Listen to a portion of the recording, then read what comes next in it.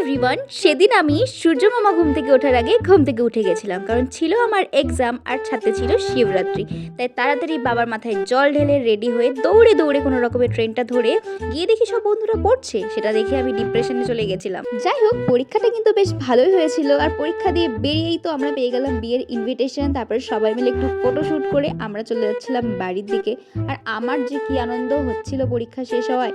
তারপর তো বাড়ি এসে লাঞ্চ করেই প্রথমেই বড়দের ব্যাচটাকে পড়িয়ে নিই, তারপরে চলে আসে খুদে খুদে বাদরগুলো আমার। তারপরে ওদেরকে পড়াতেই আমার জন্য ভ্যালেন্টাইন্স ডে গিফট নিয়ে আসে আমার একটা ছোট্ট পুচকু স্টুডেন্ট।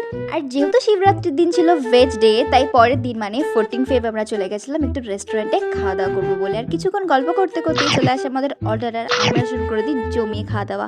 আর সত্যি বলতে কি বলতো, পরীক্ষার পর বিরিয়ানি খাওয়াটা কিন্তু একদম ম্যান্ডেটারি।